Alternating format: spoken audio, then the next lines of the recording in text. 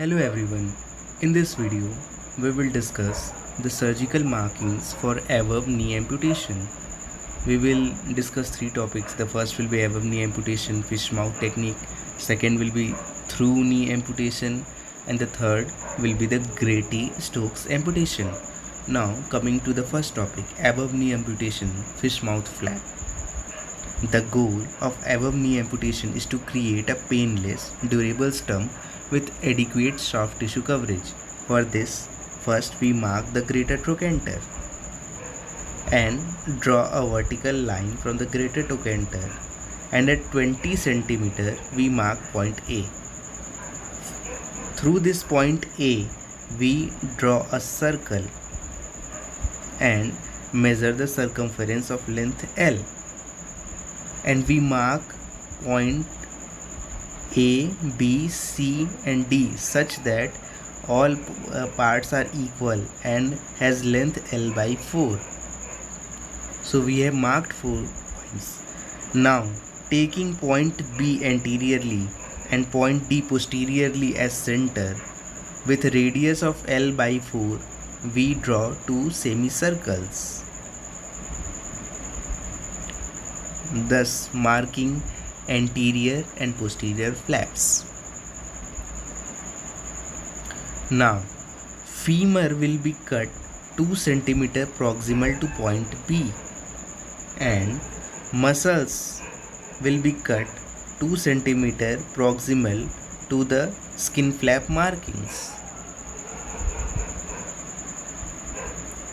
The raw femur stump is closed by approximating quadriceps from anterior flap and hamstrings from posterior flaps, and skin is closed without tension. After closing, the stitch line will appear like this.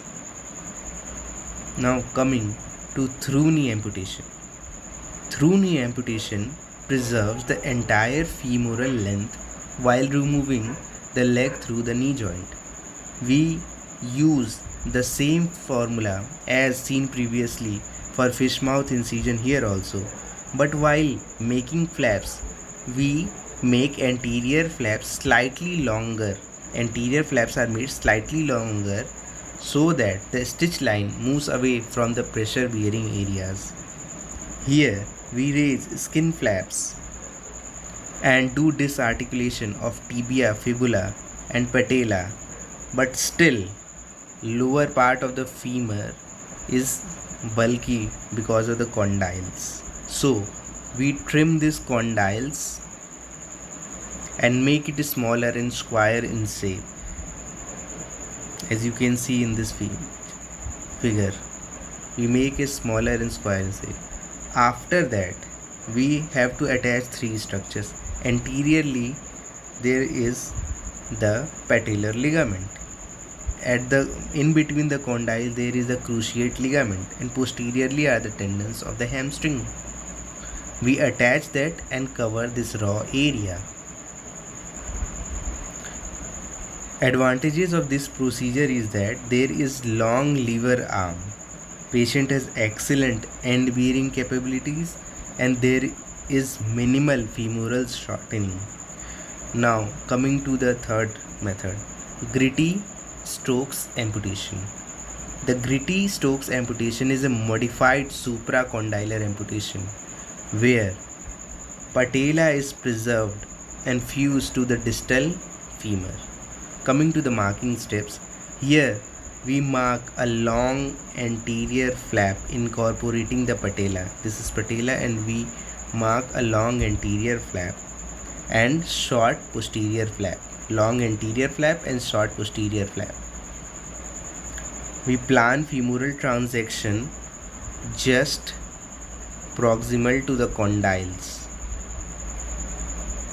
Ensure enough soft tissue for tension-free closure. In this procedure, distal femur is transected just proximal to the condyle and patella is preserved.